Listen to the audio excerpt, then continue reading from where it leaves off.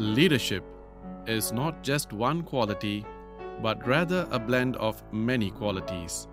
And while no one individual possesses all of the talents that are needed for leadership, each man can develop a combination that can make him a leader. Contrary to the opinion of many, leaders are not born, they are made. And they are made by hard effort, which is the price we must pay for success. By Vince Lombardi. Welcome to the podcast series on Yang Berbahagia, Tan Sri Muhammad Khairul Adib bin Abdul Rahman, the Director General of Public Service. This podcast series has 6 episodes capturing the leadership journey of Yang Berbahagia Tan Sri.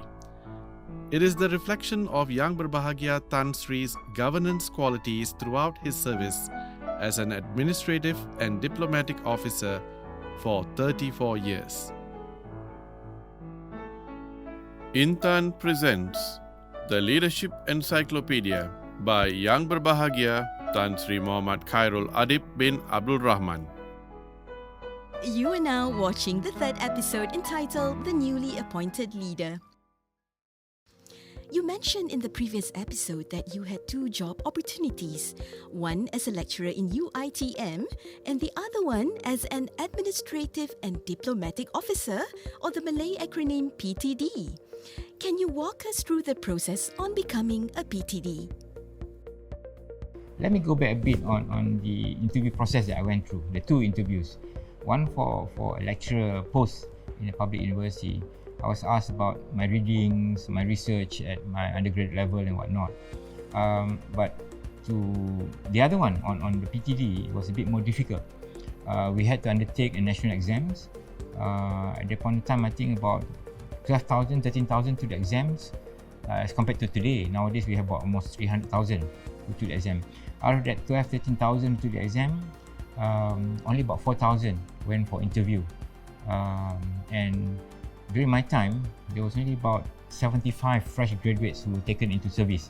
My batch comprised about 150. So the success rate was only about 0.6% from the 4,000, from the 13,000 that took the exam. So in the exam itself, there is no biasness. It doesn't matter what you majored in, as long as you are well read, you have more information.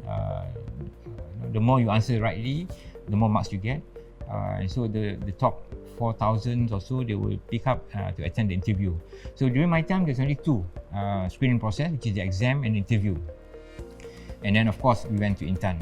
I think the present batch of PTDs, they have to undergo a very strict and stringent process.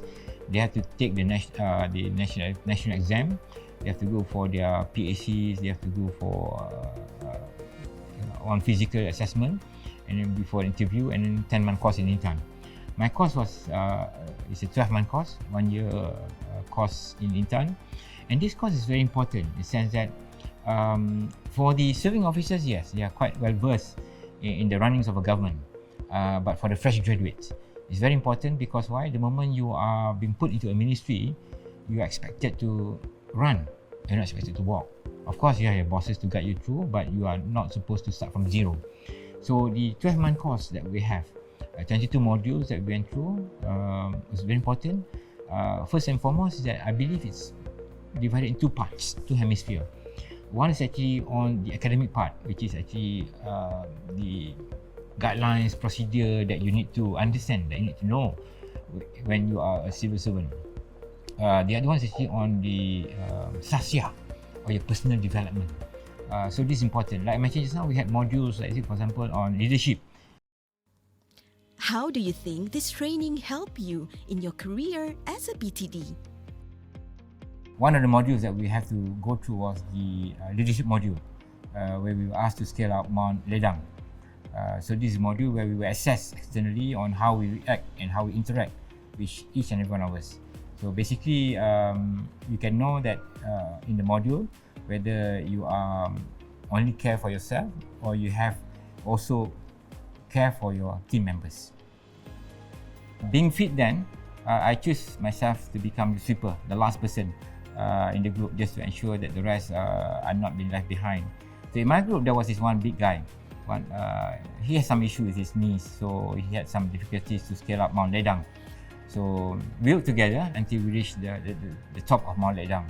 On our way down, same thing also. From that leadership module, that I was given actually a mark by my coordinator.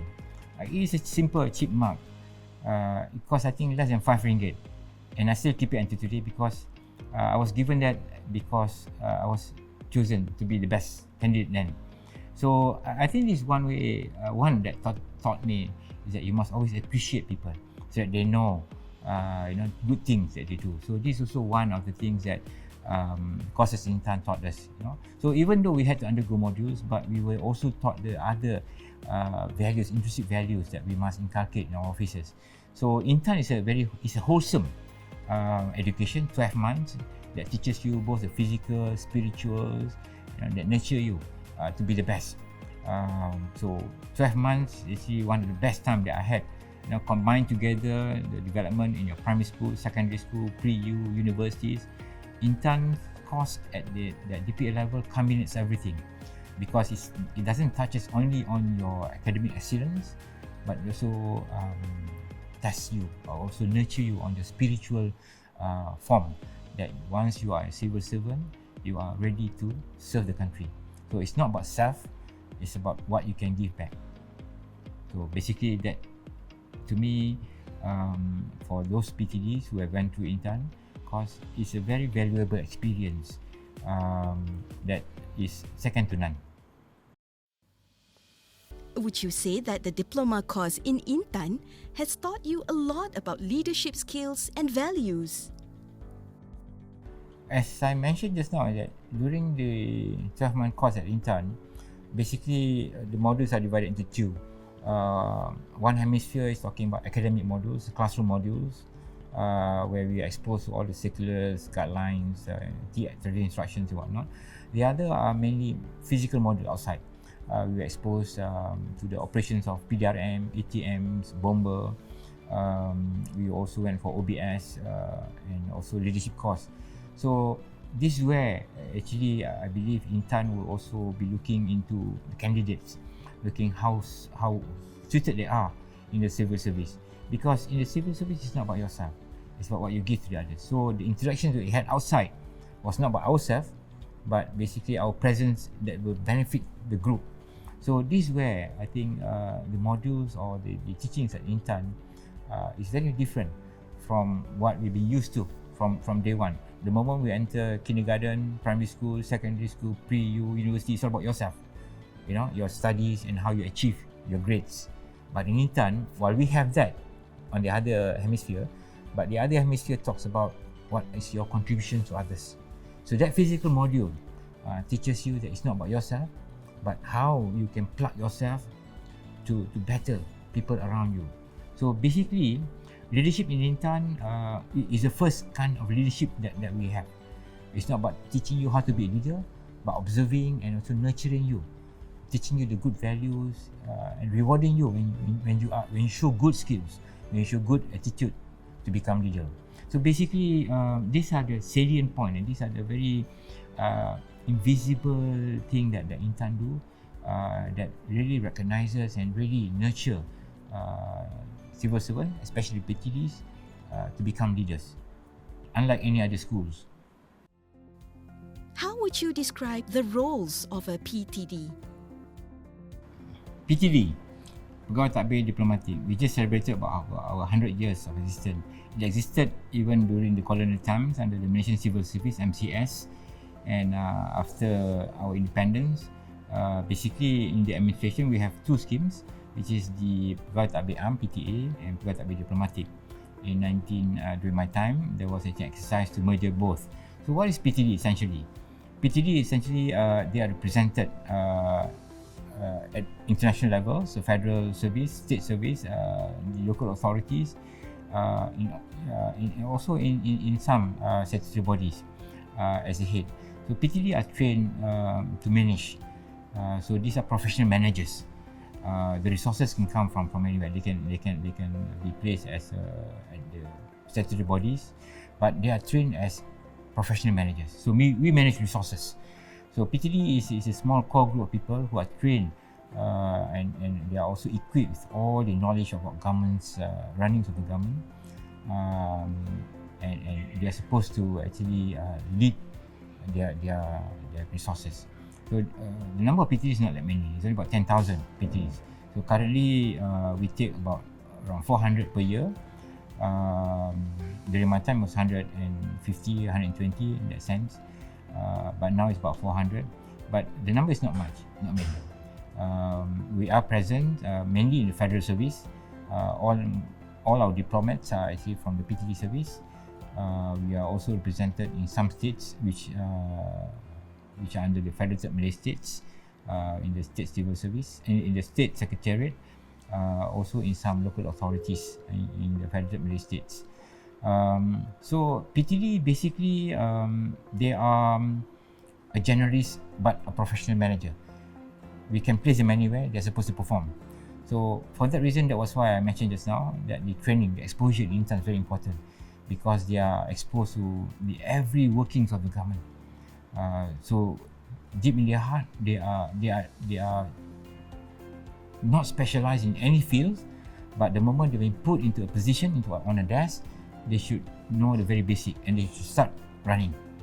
So basically, PTD is a service that the government have actually introduced even during colonial times, that they are professional managers of government affairs.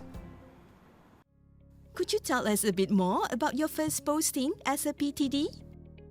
After my graduation from intern, we were appointed as Pegawai Tadbir Diplomatik, and my first posting was to a ministry which no longer exists. It was the Ministry of Public Enterprise. The minister then was Yang Muhammad Rafidah Aziz. So she was the minister before she moved on to become the minister for MITI. So Ministry of Public Enterprise actually is the ministry in charge of all the government companies then. So we have about 2,124, if I'm not mistaken, 2124 companies in our database, and these are companies owned by the state authorities, statutory bodies, the federal bodies and whatnot. We have a database actually. At the point of time, it was developed in PNB. So basically, currently now, this is what we call the NFPE, Non-Financial Public Enterprise. So at that point of time, we have a special ministry that look into all these public enterprises. I think halfway along the way, it was called OBAs, Off-Budget Agencies.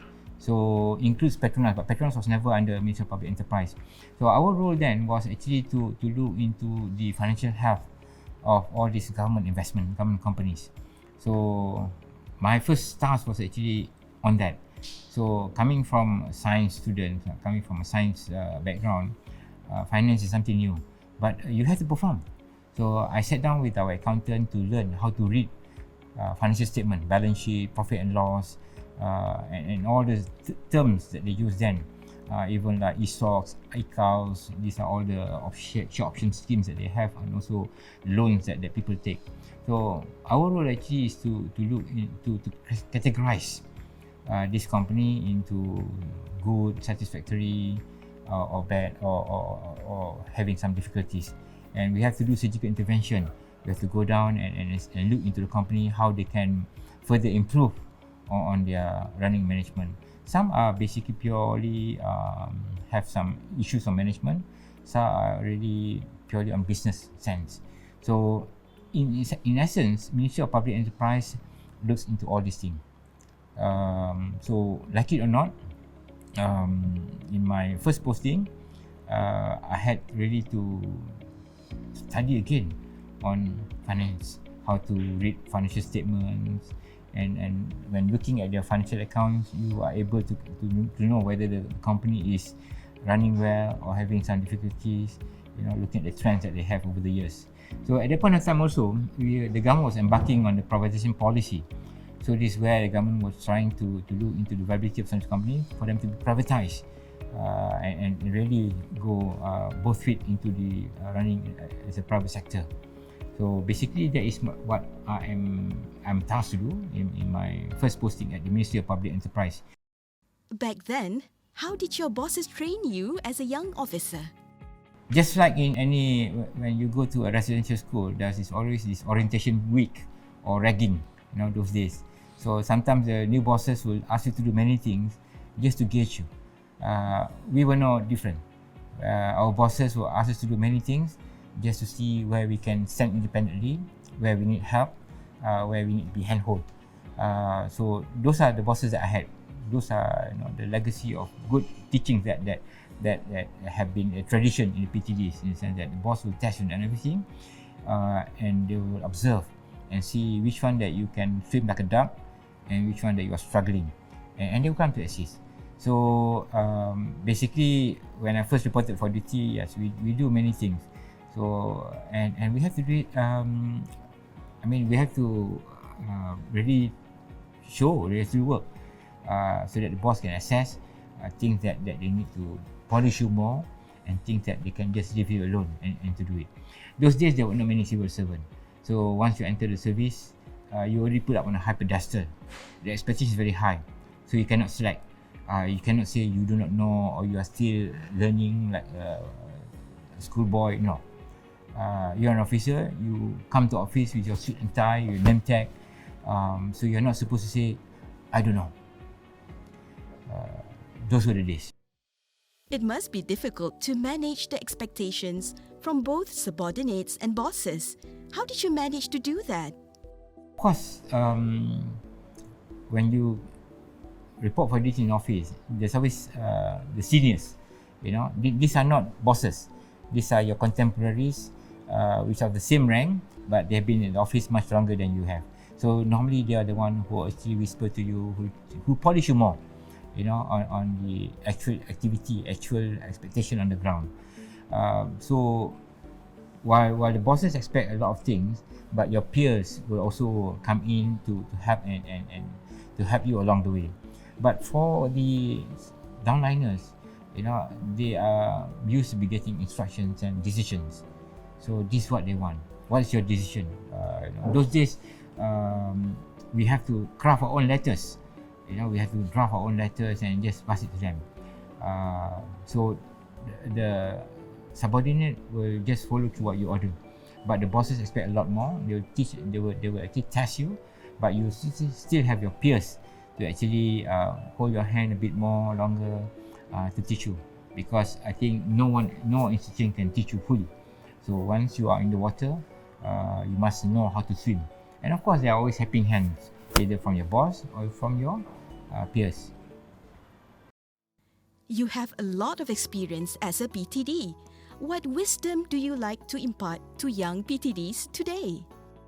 When I look at the crops of PTDs, basically, as I mentioned, the qualification to become a PTD are very, very stringent.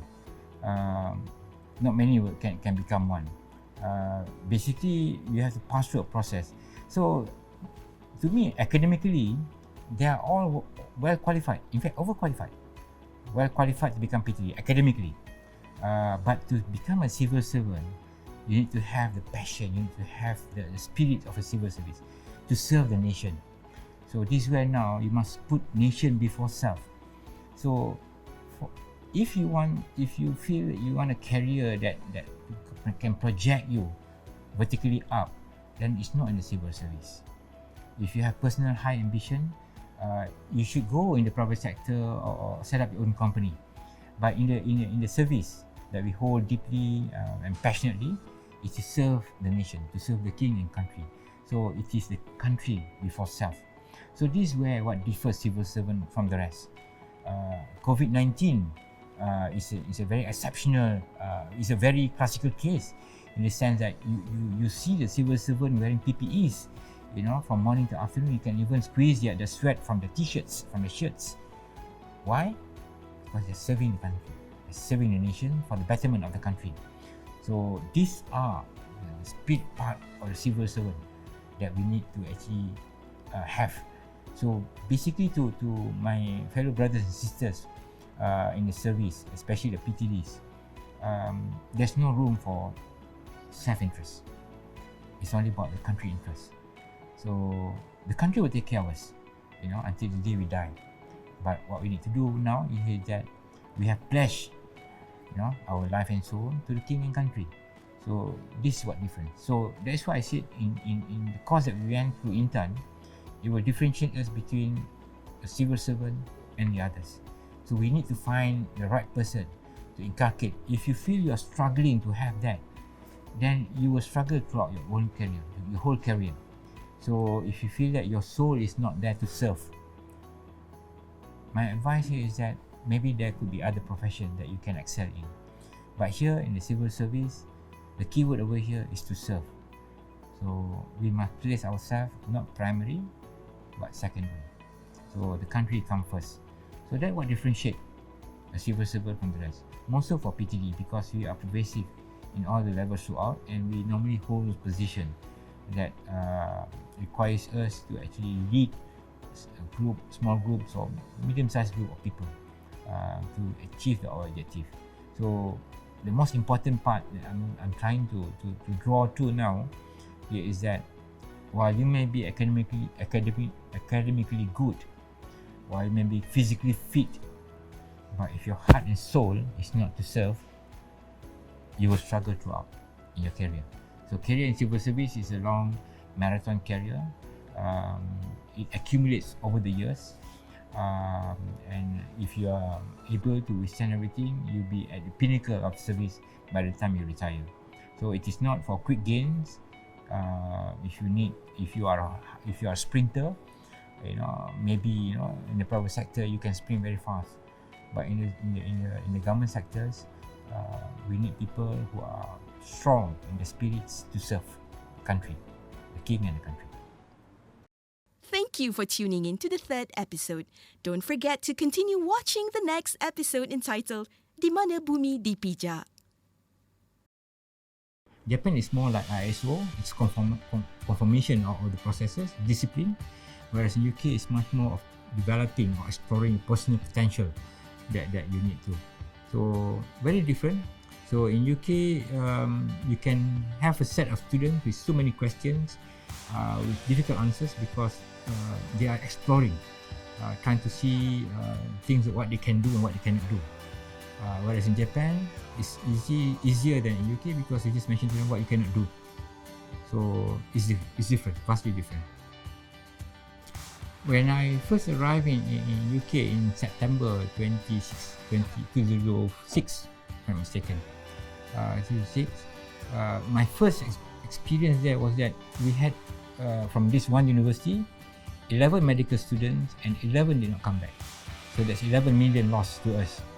So dealing with young minds, you have to tell them, you have to share with them the responsibility, the trust that the government on behalf of the people of Malaysia. And that scholarship comes from all segments of society, large and small. And they expect, for these people, when they have already sponsored their studies, to come back and to serve back the country, to return back the favour.